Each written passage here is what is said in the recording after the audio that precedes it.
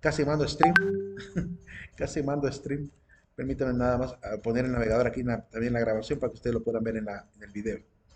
Vamos a ponerlo por acá. Aquí. Ahí está.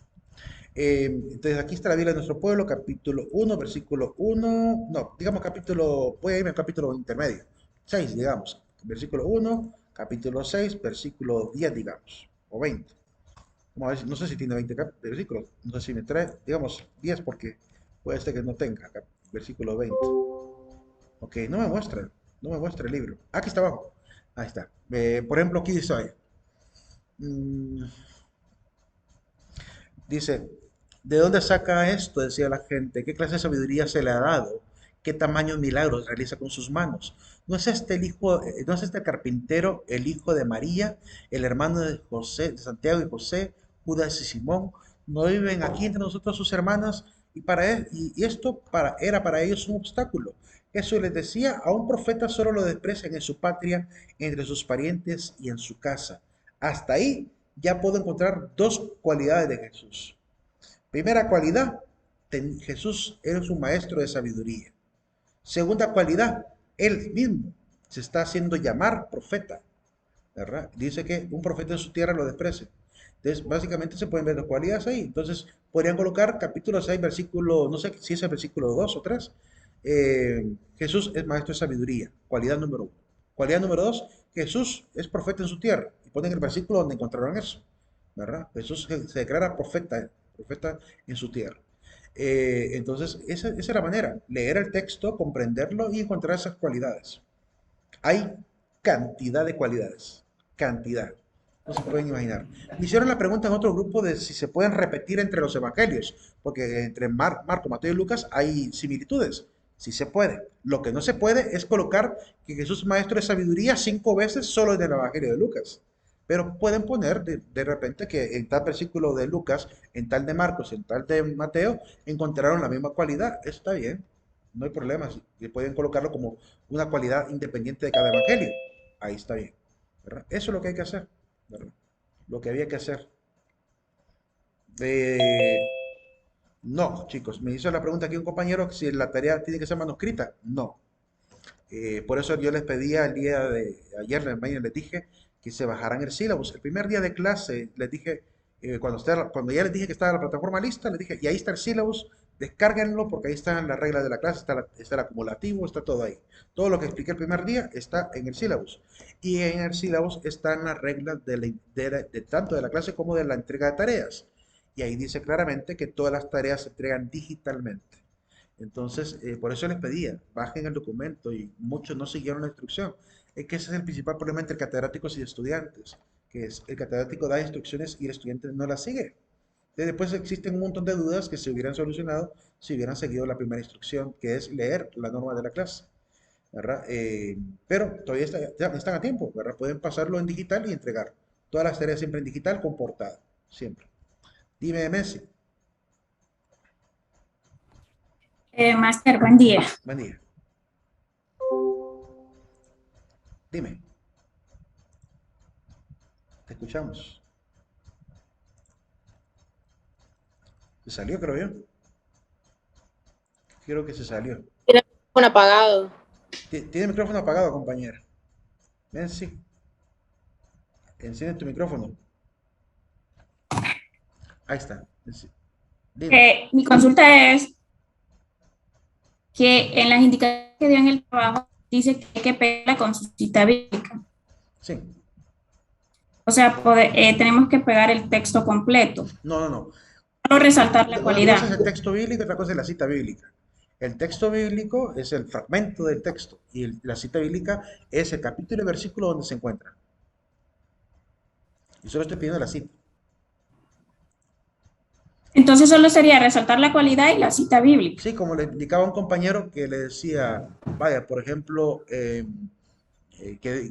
una cualidad de Jesús, digamos, que, vaya, suponiendo que en el caso es que lo mejor es darles un ejemplo así directo. Permítame, lo voy a hacer a través de esta aplicación que tengo por acá. Ya les indico. Es que a través de esta página no puedo mostrarles cómo hay que hacerlo, pero tengo otra aplicación por acá para mostrárselos ahí. voy a mostrarles la aplicación aquí en pantalla. En la grabación no se va a poder ver porque genera un error al pasarlo por ahí, pero ustedes lo ven en pantalla ahorita. Digamos en Mateo capítulo 8, por decir algo, ¿verdad? Vaya, por ejemplo, aquí en Jesús limpia a un leproso. Si uno lee el texto, dice que el leproso se acercó a Jesús y le dijo, si quieres puedes limpiarme. Él extendió la mano y le dijo, quiero, queda limpio. Y al instante quedó limpio de la lepra. Entonces Jesús le dice, mira, no se lo digas a los demás, sino vete y muéstrate al sacerdote y presenta la ofrenda que prescribió Moisés para que le sirva de testimonio. Ok, en ese solo fragmento del capítulo 8, versículo 4, encontramos una cualidad de Jesús. Jesús sanaba a los seres humanos. Jesús hacía milagros de curación. Eso es una cualidad. Entonces pones, según el Evangelio de Mateo, pones cualidades del Evangelio de Mateo. Mateo 8, del 1 al 4. Y la cualidad es Jesús hacía curaciones. O Jesús curaba enfermos. Esa es la cualidad. Hay que redactarlo de esa manera, ¿verdad? Pueden incluso omitir el nombre de Jesús. Pueden simplemente decir, según el Evangelio de Mateo, Jesús es así. Capítulo tal, versículo tal. Jesús es así. Capítulo tal, versículo tal. Repetitivamente hasta que terminar las 10 cualidades por cada evangelio.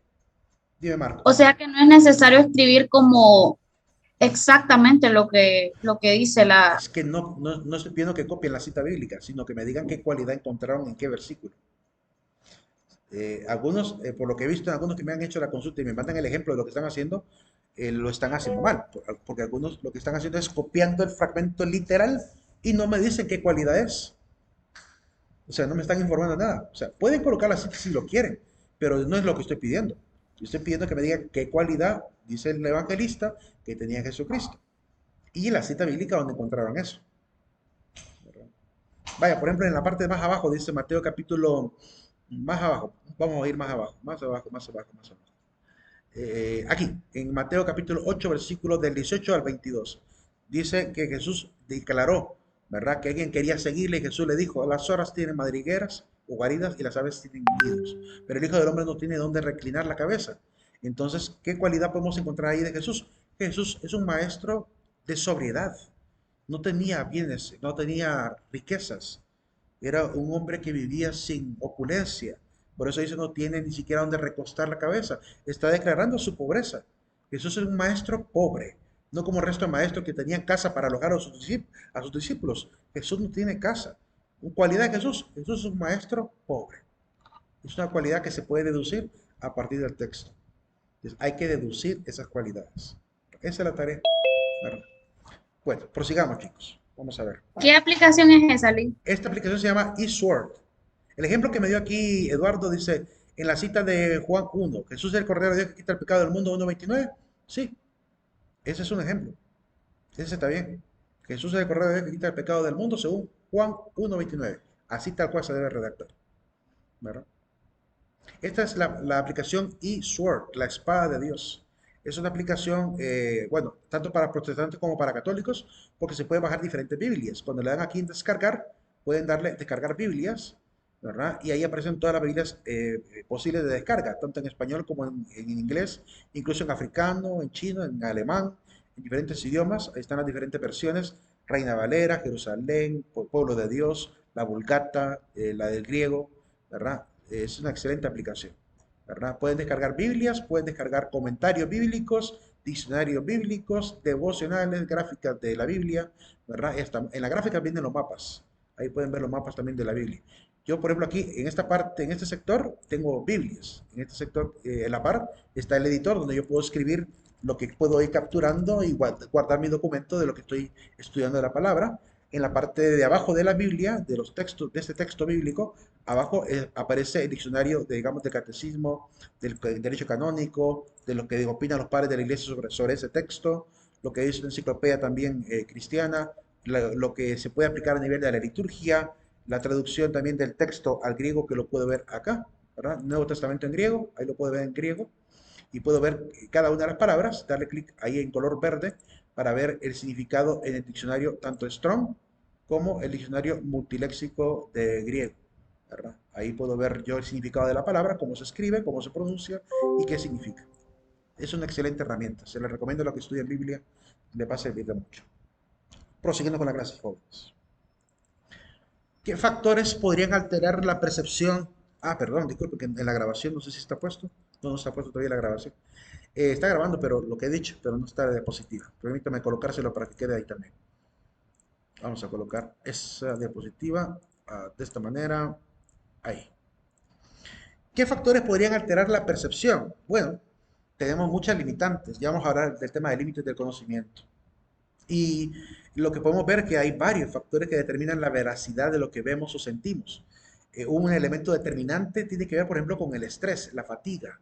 Tiene que ver de repente con la enfermedad, como la fiebre, como no sé, la migraña, el dolor de cabeza, que pueden imposibilitarnos tener claridad en el pensamiento, ¿verdad? O incluso para tener una buena conversación.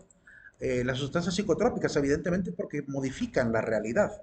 La excitación nerviosa, como el miedo, el estrés, el pánico, también la euforia, el entusiasmo, la alegría exagerada. Eso también puede ser un determinante limitante para quizá exagerar lo que realmente estoy percibiendo.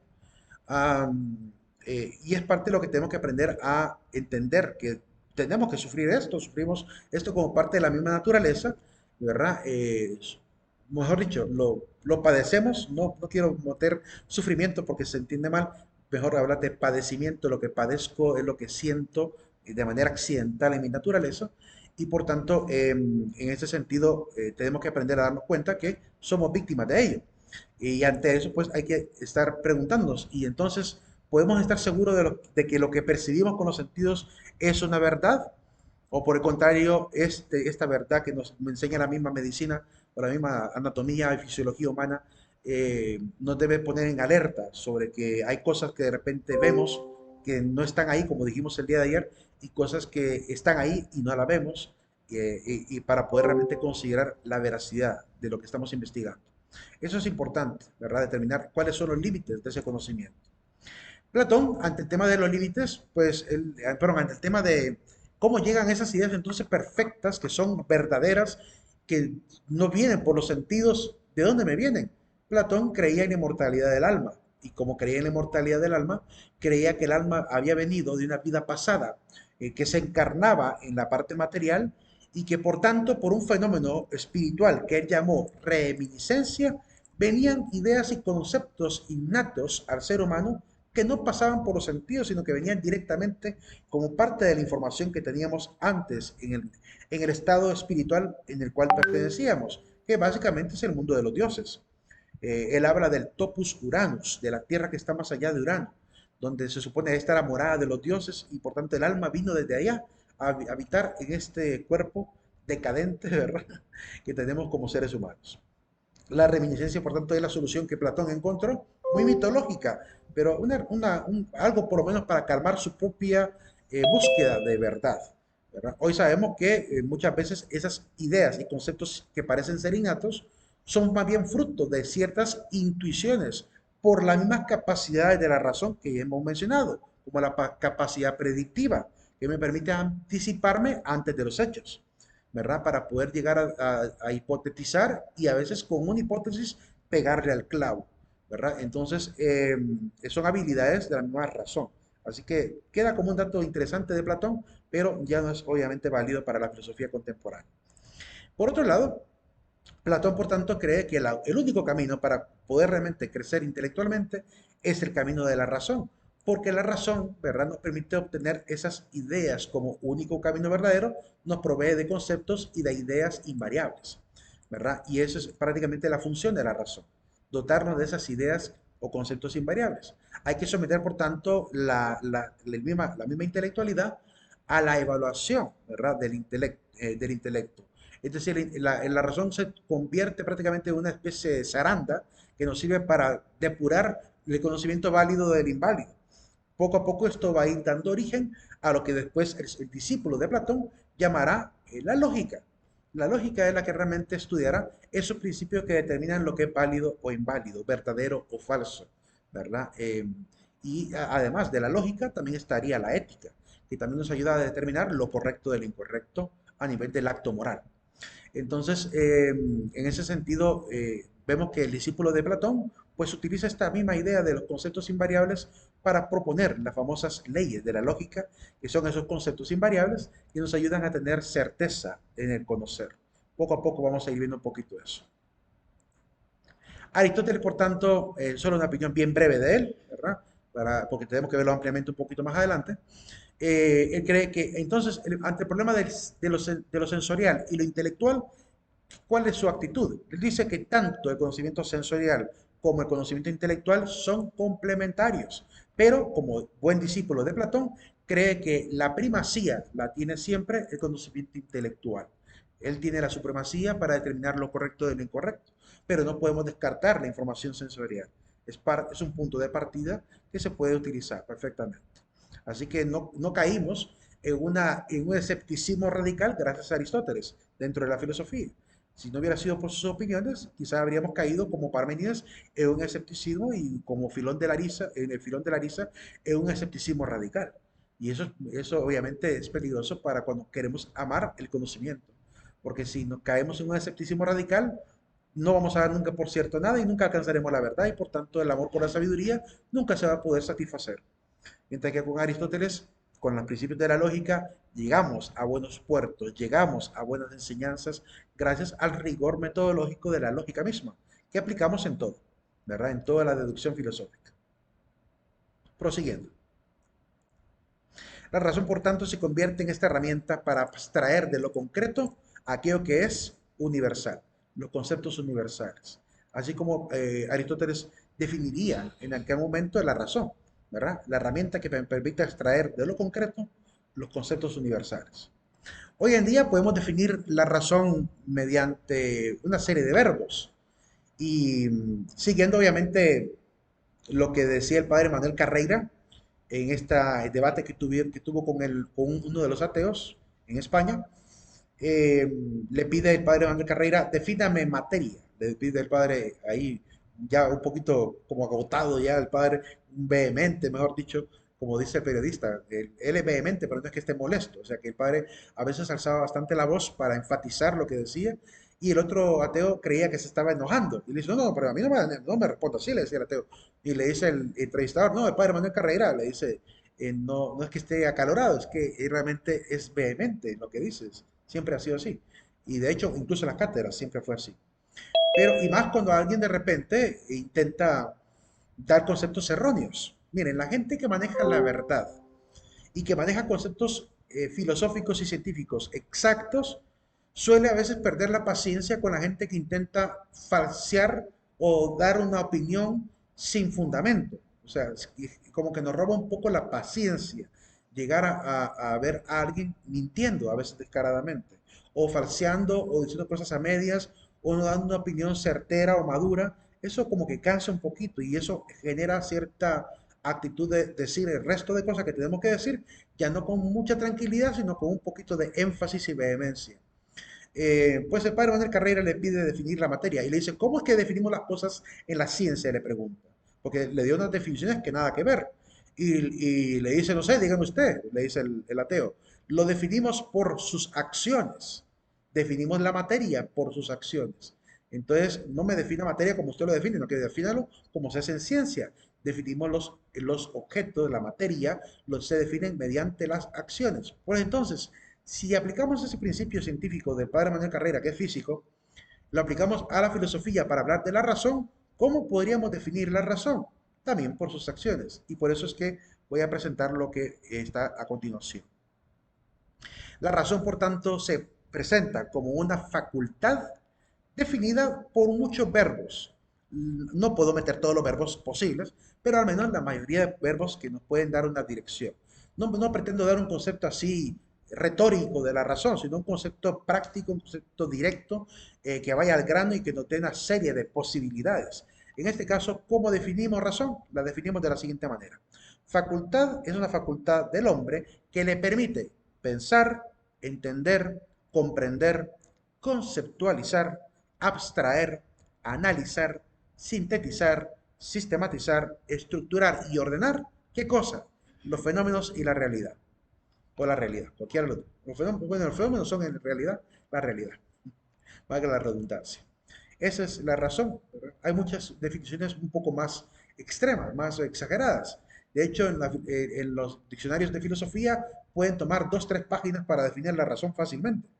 Eh, Como el diccionario de la Herder o el diccionario de la Cal, que es el que pude conseguir, es el de la Cal, que es el que le dejé en el aula. No sé si le habrán dedicado suficientes páginas al tema de la razón, pero siempre que en filosofía se intenta definir un concepto, se define a partir de la cantidad de personajes en la filosofía y de escuelas en la filosofía que han dado una definición. Es decir, no dan una definición unánime, sino que dan una definición contrastada, una definición según las diversas opiniones dentro de la misma filosofía. Y eso enriquece mucho, porque algunas se presentan como las definiciones que ya quedaron en desuso y las que quedan obviamente todavía fuertes, ¿verdad? Que en el futuro podrían quedar tal vez en desuso. Entonces, por eso se plantean todas, tanto de las que están en desuso como las que están en uso. Porque quizá en el futuro, tal vez, no sé, nunca no he visto que haya pasado, pero supongamos que olvidamos las que están en desuso y quizá en el futuro se vuelven verdaderas por algún cambio quizá cultural. Un concepto que quedó en el pasado podría volver a retomarse como verdadero por quizá un nuevo descubrimiento. Entonces, no se descarta dentro de la definición del concepto, se amplía, por tanto, se deja guardado como parte de la base de datos de todos los conceptos filosóficos para tener una gran amplitud de conocimientos. Bien, prosigamos. ¿Alguna pregunta hasta ahora? ¿Alguna Por pregunta, los duda? momentos ninguna. Ok. Prosigue entonces. Capacidades interactivas de la razón. Hay tres capacidades. Tres capacidades interactivas. La capacidad que es la llamada asociativa, la capacidad predictiva y la capacidad que llamamos inductiva. Veamos una pequeña definición por cada una de ellas. La capacidad asociativa es la que nos permite transformar los símbolos a conceptos y viceversa, los conceptos a símbolos. Es lo que le permitió a las comunidades primitivas inventar el lenguaje. ¿De dónde surge el lenguaje? Cuando uno mira, no sé si tengo aquí la herramienta de dibujo, aquí sí la tengo. En la clase anterior estaba deshabilitado. Por ejemplo, los sumerios para poder de repente hablar de un fenómeno, para poder hablar de una palabra, utilizaban imágenes, ¿cómo se puede decir? Imágenes naturales para escribir esa palabra. Uno cuando lee la historia, al principio, cuando empieza a dar pininos en la historia, escucha que de repente dicen que la primera escritura del hombre fue el lenguaje cuneiforme. Sin embargo, no es del todo cierto. El primer lenguaje, y no lo puede constatar en la evolución del lenguaje sumerio, fue el lenguaje jeroglífico, fue el lenguaje naturalista, un lenguaje que llamamos hierográfico, que es de imágenes sagradas. De repente querían representar la montaña y los sumerios hacían esto. Colocaban tres cúmulos al principio como si fueran tres montañitas para dibujar la palabra montaña. Para dibujar la palabra agua, ocupaban líneas así en zigzag, dos líneas para dibujar la palabra agua. Para dibujar la palabra pie, pues dibujaban una especie de pie de esta forma. ¿Ok? Para dibujar la palabra mujer, por ejemplo, la palabra mujer era un triángulo invertido con una rayita abajo. No me pregunten por qué. Seguramente tiene que ver con la anatomía de la mujer. El hecho es que utilizaban eso y ustedes lo pueden investigar. Entonces comienza con imágenes simbólicas. El lenguaje inicial de los sumerios fue simbólico, que después, cuando ya aparece la herramienta de decir, tenemos que inventar una manera más rápida de dibujar las montañas, porque estar haciendo ahí la dibujito ahí cerrando, como que nos tardamos mucho en escribir. Entonces se les ocurre la brillante idea de agarrar una especie de palillo de madera con una punta en forma, ahí lo dibujé muy mal, en realidad es chiquitito así, así más o menos, como una especie de palillo donde pueden estar empujando con la mano, ¿verdad? Ahí en la arcilla, con la punta que tiene la capacidad de dibujar pequeñas formas triangulares, que es la idea de la cuña, ¿verdad? Es como pequeñas cuñas. Entonces, para representar montaña, dejaron de escribirlo como tres cúmulos y simplemente ponían con el palito, ¿verdad? En un lado lo hacían así, luego otra aquí a la par y luego otra enfrente. Digamos, estoy dibujando muy mal ahí. Pero la idea es que son tres triangulitos hacia el lado derecho, ¿verdad? Lo que realmente hacían. Entonces, más rápido. Con la cuñita solo ponían para escribir montaña, ta, ta, ta. Y rápido, escribían la palabra montaña. Así comenzó el mensaje, el lenguaje cuneiforme, de forma simbólica. Esa capacidad que el hombre tiene reducir en símbolos los conceptos, lo seguimos teniendo hasta el día de hoy y lo aplicamos incluso cuando inventamos un meme. En un simple meme puede estar guardada una idea bien interesante.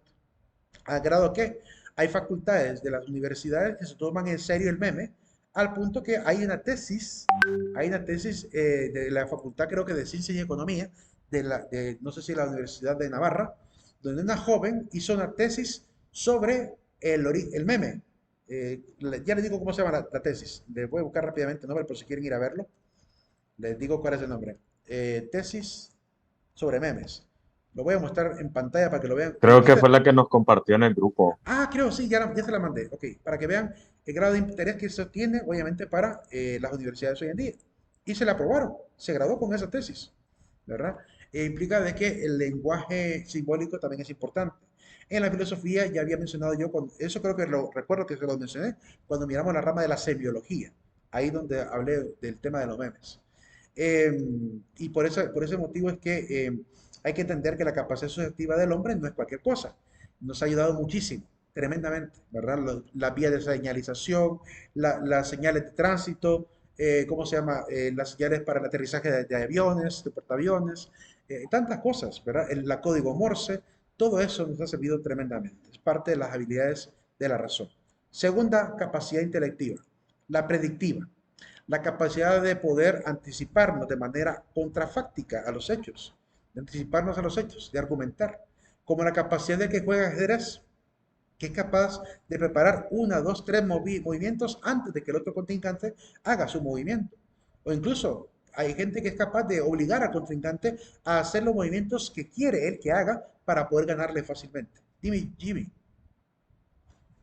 Que para mí en ajedrez, no sé si usted ha ido a Hikaru Nakamura, No lo he que visto. hace unas predicciones, uy, hace unas predicciones jugando ajedrez en línea.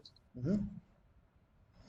Esa ¿Tiene predicción canción? es 100%. Sí, Ajá. ya sabe lo que ha hecho.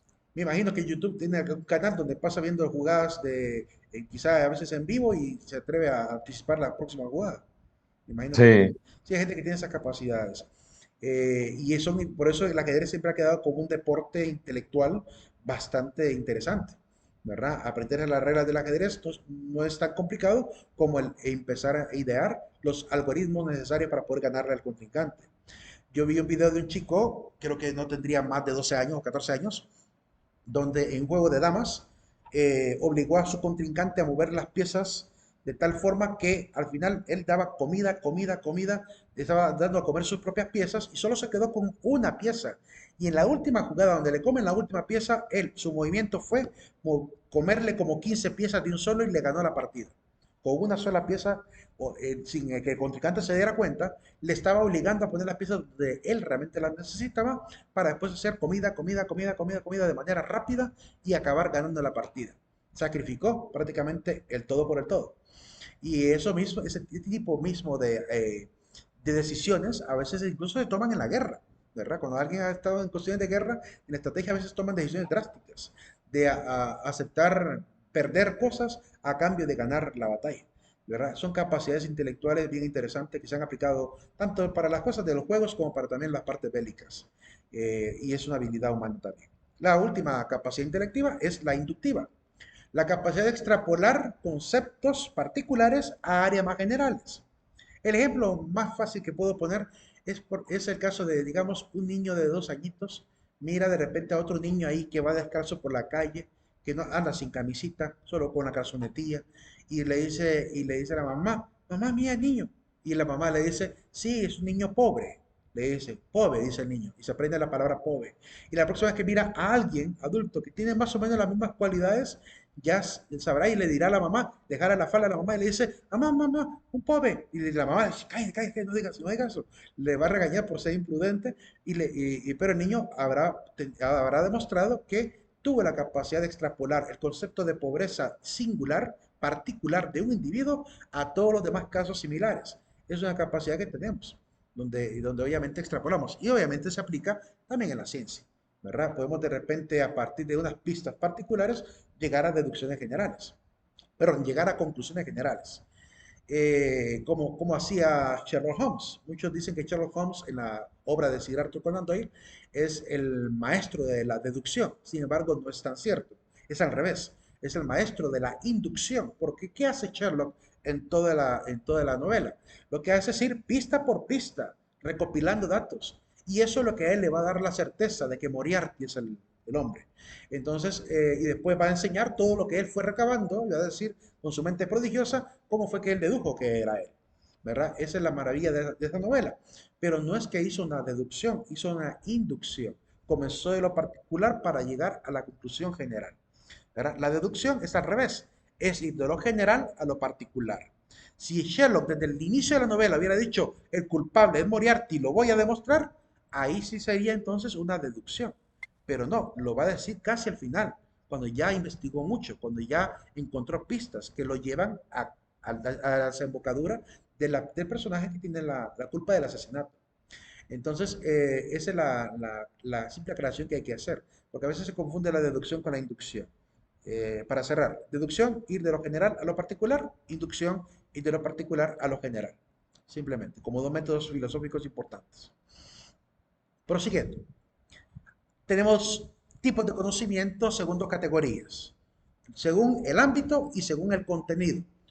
En estos tipos de conocimiento, según el ámbito, se presenta como que fuera una pequeña cebollita, le voy a decir, como capas, como desde lo más básico hasta lo más elevado. Y se refieren al ámbito porque prácticamente es según el área donde se aplica. Tiene que ver con el área donde yo aplico ese tipo de conocimiento o las posibles áreas que me permiten, obviamente, expandir mi horizonte. Mientras que las que tienen que ver con el contenido tienen que ver con la información que están dentro de ese conocimiento. Entonces vamos a ver esas dos categorías. ¿Cuáles son? Según el ámbito. El primer conocimiento, el más básico de todos, es el conocimiento vulgar, que tiene que ver con el sentido común, el sentido práctico. Hay cosas que son de sentido común que ni siquiera tenemos que razonarlas. Ya por cuestión cultural se asumen, se entiende. Por ejemplo, nadie cuando quiere salir de una casa, de un cuarto y ve la puerta, dice, oh, tengo que abrir la puerta para poder salir del cuarto. Nadie piensa así. Nadie piensa mecánicamente. Un robot de repente tendrá que seguir esa orden, de decir, deduce, ¿hay salida por puerta? Sí hay puerta, perfecto, hay salida. El robot lo hará. Nosotros lo hacemos rapidísimo, a la velocidad de la energía que viaja por nuestro cuerpo, que es la velocidad de la luz, porque es una sinapsis neuronal eléctrica. Entonces viaja a la velocidad de la luz. Eso a mí siempre me ha llamado tremendamente la atención y me asombra muchísimo que aquí dentro del cerebro nuestra información esté viajando a la velocidad de la luz y no nos percatemos de la maravilla que es eso, de este supercomputador que tenemos aquí en la cabeza que hace, que genera una serie de órdenes a todo nuestro organismo de manera incluso inconsciente, programada, sin que yo tenga que decirle al corazón, sigue latiendo porque si no me muero. No le tengo que decir eso al corazón, ni a los pulmones respiren porque si no me ahogo, sino que automáticamente el organismo ya está predeterminado a hacerlo y procurarme la existencia. No me tengo que preocupar por eso. Hay una parte de mi cerebro que se encargará de ello sin que yo tenga que estar preocupado ahí diciéndole, cerebro, cerebro, despierta, muéveme la pierna, tengo que caminar. No estamos pensando en eso, pero es una maravilla que lo haga de manera automática. Pues de igual manera hay cosas de sentido común tan básicas como saber que tengo que abrir una puerta para salir de un cuarto, ¿verdad? Y no tengo que razonarlo, está ahí como parte del aprendizaje cotidiano. Por otro lado, hay un conocimiento que le supera, que tiene que ver con lo que aprendemos con los padres. Conocimiento social, la capacidad de interactuar, el lenguaje, para poder comunicarnos, la manera correcta de dirigirme a alguien, salude, diga buenos días, ¿verdad? No hable cuando no se le pida, hable cuando se le pida. Es decir, esas reglas que nos van enseñando se convierten en el conocimiento de tipo social, que nos permitirá, obviamente, abrirnos en el horizonte fuera, incluso de la familia. Un conocimiento que supera al social es el conocimiento político. El conocimiento político es el conocimiento de las reglas, de las leyes. No me basta con saber comunicarme con los demás. Tengo que entender que para algunas personas algo puede ser cómodo e incómodo, por lo cual hay que definir qué es lo correcto y lo incorrecto en el trato con los demás. Entonces, ese conocimiento técnico va desde lo más básico, como una simple regla de un chat de grupo, hasta las leyes más grandes de un gobierno, ¿verdad? Que se establecen, o de una empresa, que se establecen para la rectitud de los ciudadanos o la ética de la empresa. Entonces, es un conocimiento también importante, válido y que supera en gran medida al conocimiento familiar. Por otro lado, hay un conocimiento que supera a lo político. De nada serviría que en la empresa tengamos reglas de valores y ética si no tenemos la técnica para poder hacer funcionar la empresa. Así que el conocimiento técnico está por encima del político. Nos permite tener herramientas, utensilios para seguir imaginando, para seguir innovando, para seguir inventando. Yo no me puedo ni siquiera imaginar cómo un hombre como Leonardo da Vinci podría haber llegado a ser Leonardo da Vinci sin algo tan básico como una pluma y un papel. Sus inventos son gracias a que tuvo ese elemento tecnológico para poder llegar a un avance científico. Él inventó el engranaje, él inventó la máquina de guerra, del tanque de guerra, el traje de buzo, el ala delta, el primer paracaídas, inventó un león autómata que se movía con engranajes y péndulos, hizo los primeros dibujos de anatomía humana, de anatomía animal, el primer feto dibujado en la historia, eh, y fisiología animal. Estudió los movimientos mismos de los animales, de gatos, de aves, de murciélagos, que le van a permitir llegar a ciertos conocimientos también técnicos, que va a aplicar para inventarse, por ejemplo, el ala delta. Entonces, esa capacidad de él no habría sido posible sin un simple avance tecnológico como pluma y papel. Pues hoy en día tenemos computadoras, imaginen de lo que seremos capaces, ¿verdad? Si aprendemos a utilizarla correctamente y ampliamente. Que no basta tener un celular. Hay gente que se afana por tener celulares de alta gama, pero solamente les sirve para chatear Facebook, WhatsApp, Instagram, y hasta ahí nomás. Y TikToks, y hasta ahí nomás. No saben que hay aplicaciones que le beneficiarían en su vida para organizarse mejor. Agendas electrónicas, para poder, ¿cómo se llama? Aplicaciones también de tipo social que le permitirán obtener ciertos servicios públicos. Pagar, por ejemplo, facturas, responder a los pagos de repente de un préstamo, de cuentas bancarias. No sabe de repente que tiene aplicaciones para edición de imagen, de video, de cantidad de cosas. Miren que yo he dado clases en otra universidad donde la edad promedio de los que estudian ahí anda rondando de los 25 a 40 años, más o menos la edad de jóvenes que estudian, porque eso es nocturno. Y estos chicos, bueno, ni tan chicos, que son adultos, muchos de ellos, la mayoría tienen un gran problema, que no están aptos para la parte tecnológica. No saben cómo buscar un archivo en el celular, no saben cómo subirlo a Google Drive. Y eso limita muchísimo el estudio en esa institución, porque obviamente me toca que a mí grabarles tutoriales para enseñarles a utilizar lo básico que en un nivel ya universitario se debería manejar. Y no me molesta grabarlo, o sea, lo grabo con todo gusto, pero veo que estamos bastante limitados a nivel de la adaptación tecnológica todavía en América Latina. Y esa es la razón por la cual todavía estamos en un gran subdesarrollo. Porque si algo tan básico como un dispositivo celular no le saco el jugo, ¿verdad? Y solo me sirve para tomarme la foto en el espejo, para que se mire la manzanita y digan, ¡ay, tiene iPhone! Y solo para eso va a servir. Realmente no salimos adelante jamás, ¿verdad? Seguiremos todavía en la etapa de la ignorancia. Yo creo que alguien que compra un dispositivo tiene el deber de investigar qué le puede meter, qué puede hacer con él, ¿verdad? Ahí tiene la Play Store, busquen las aplicaciones, pruébenlas, si no les gustan, desinstálenlas, ¿verdad? Aunque tengan prudencia con lo que instalan. Tienen que ver también la verificación, tienen que ver también los comentarios de la gente que opina sobre el producto para tomar la decisión de instalarlo o no instalarlo. No solo juegos, también aplicaciones de diseño, aplicaciones de dibujo. Miren que hoy en día se pueden incluso crear aplicaciones de celular desde el celular, con aplicaciones como esta página del Meet, que permite conectar tus dispositivos celular con la página de ellos de App Inventor 2 para poder estar metiendo aplicación desde ahí hasta tu celular inventada por ti mismo. Y todo gráfico, todo gráfico. Tú puedes hacer tu propia aplicación de empresa para poder tener la información, digamos, general de la empresa o tu contacto para que te puedan llamar directamente desde la aplicación. Y tú lo compartes esa aplicación en formato .apk para que la gente lo descargue desde tu página web, donde tú puedes crear con una aplicación de esas que están en internet gratuitas como wix.com, que puedes crear páginas gratis fácilmente. Entonces, mira, puedes crear tu propia aplicación de empresa y tu propia página de empresa sin necesidad de tener que depender de un experto en el área. Hoy en día se ha facilitado mucho la tecnología, pero ¿qué nos hace falta? Interés. Hace falta el interés de querer aprenderlo, ¿verdad? Eh, y hay tantas maneras de aprender. Hay cantidad de tutoriales en internet. Lo que pasa es que a veces nos falta entusiasmo, tiempo, ¿verdad? Y hay una limitante para no acceder a ese conocimiento que lo voy a mencionar más adelante. No me voy a adelantar para no terminar dando los ejemplos que tengo que dar ahí. Prosiguiendo, siguiente nivel de conocimiento, conocimiento científico. Es obvio que la técnica me termina generando también avances científicos, más conocimiento científico. Por eso dijimos que sirve para la inventiva y la imaginación. Y en la ciencia surge de eso, de ese entusiasmo de querer investigar más, de querer obtener más información. Además que entre más se investiga con la ciencia, más técnica se obtiene, ¿verdad? Se va perfeccionando y se va mejorando, ¿verdad? Es un constante, es una mejora continua de lo que ocurre en la ciencia, gracias al mismo rigor del método científico que se revisa, se refuta, se ordena, se mejora, se deja abierta la cuestión para que otro la mejore y eso es parte del diseño del mismo método. Ahora, ¿hay algún otro conocimiento que esté por encima del científico que nos permite poder descubrir el entorno? ¿Alguna otra ciencia que supere prácticamente a la misma ciencia? Pues aquí sí tengo que decir que la filosofía está por encima del método científico, no por arrogancia, no es una cuestión de arrogancia, es que se puede, como dije al principio, hacer filosofía de la ciencia.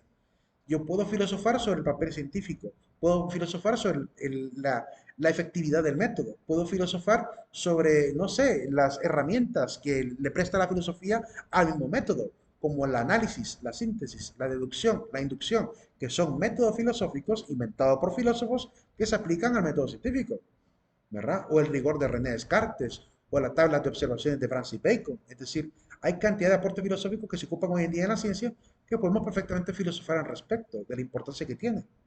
Entonces, el filosófico se presenta superior en ese sentido, no porque obtenga conocimientos más útiles que la misma ciencia, no, sino simplemente porque podemos filosofar sobre ello.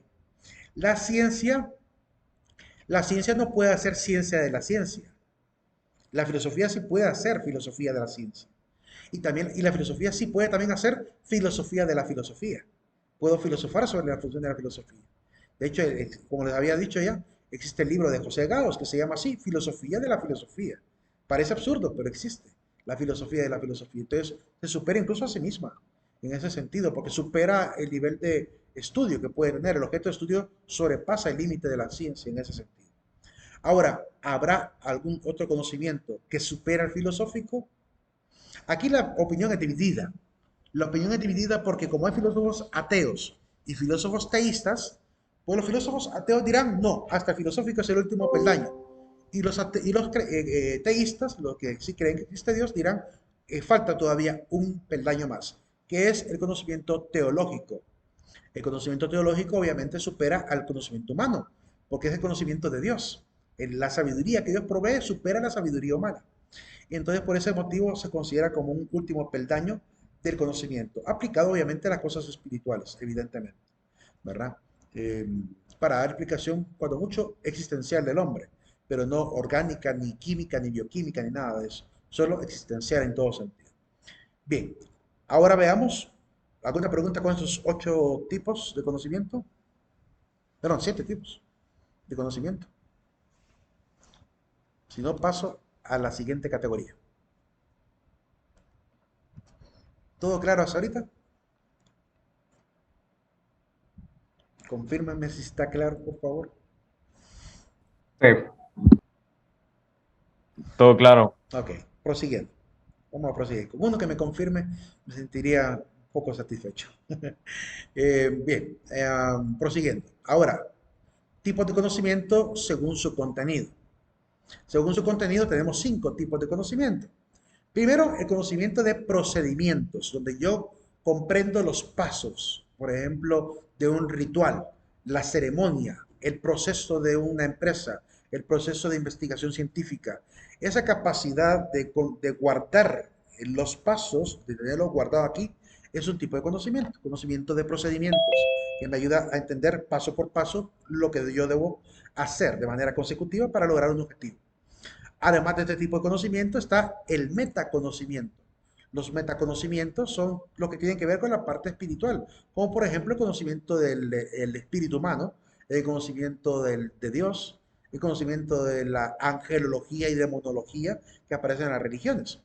Entonces, ese conocimiento se maneja como un conocimiento más allá del conocimiento científico, ¿verdad? Que ya no atañe al conocimiento científico en realidad, está por fuera porque está más allá de él. Además, tenemos un conocimiento de la vida práctica, un conocimiento que se llama conocimiento de hechos, que nos ayuda a poder manejarnos en la vida cotidiana, como el conocimiento político, el conocimiento económico, el conocimiento histórico, el conocimiento, ¿cómo se llama? No sé, básicamente esos 3. Y religioso también. Bueno, pero en lo religioso no, en realidad es para la vida cotidiana solo político, económico y cultural e histórico. Esos cuatro, cuando mucho, ¿verdad? Son los que realmente estarían dentro del conocimiento de hechos, que nos permiten poder movernos. Por ejemplo, alguien que va a dar clases de antropología, o alguien que da clases de historia, o alguien que da, digamos, clases de física, tiene que tener algunos conocimientos previos. Todos, por ejemplo, deben manejar la historia de la disciplina. Aún el que estudia física, el que estudia astronomía, tendrá que enseñar lo básico de la historia de la astronomía. Así que la historia se convierte en un conocimiento de hechos importante para esa disciplina, porque lo tienen que enseñar como un preámbulo para mostrar la evolución del pensamiento de la misma disciplina. Entonces, el conocimiento histórico se convierte en ello. Conocimiento cultural también. Por ejemplo, alguien que enseña ética profesional debe conocer un poquito la ética de las diferentes culturas para poder hablar con un poquito más de amplitud, no solamente basarla en una ética, digamos, cristiana, debe conocer también la ética musulmana, la ética taoísta, budista, etcétera, para poder dar una opinión un poquito más amplia del género humano, ¿verdad? Ahí nos vamos a quedar. Solo voy a enumerar los otros dos: consecuencias para poder llegar a soluciones y el de definiciones para poder manejar términos. Básicamente son las dos que faltarían ahí, ¿verdad? Para terminar esta parte. Nos quedamos aquí, jóvenes. Pasen un excelente fin de semana. Un aviso: la otra semana tenemos clases lunes y martes. El miércoles entiendo que es el feriado. Hasta el sábado creo que es feriado de Morazánico. Luego volvemos el 10 de octubre al examen, a los exámenes, a la semana de exámenes. Así que no se olviden En- marcar su asistencia al final. Entonces, si tengo una clase presencial el lunes, me toca ir. Sí, claro que sí. Lunes y Ah, ok. martes. Entonces, la semana después de la semana morazánica es semana de Exact- examen. Exactamente. Según el calendario académico, sí. Ok, está bien. Ok, bueno. Feliz día. Gracias. ¿Vemos? Y una Nos vemos. pregunta. Dime. ¿Será que le puedo compartir pantalla para que me ayude con algo Claro, de ISO? claro, claro. Muestra. Espera. Mire que no sé cómo cambiarla a español. O sea, yo hablo inglés y yo la entiendo y todo, pero como las tengo que Utilizar. copiar en español, sí. Em, en este caso, te sugiero, ve a tu navegador y busca eSword católico, porque ese sí trae tanto la Reina Valera como la Jerusalén y la del Pueblo de Dios. Busca Ah, eSword católico para que te venga todo el paquete entero, lo vuelves a reinstalar y ya te traerá muchas Biblias en español. Biblia de las Américas, a veces trae la latinoamericana también. Entonces trae varias Biblias en español, incluida la de King James y también la de Reina Valera y la de Jerusalén. ok, Entonces, está bien, búscala así. gracias. Si encuentras el enlace, yo primero te lo mando para que lo puedan bajar. Ok. Ok, veamos. Nos vemos, Lita. Buen día. Nos vemos, buen día.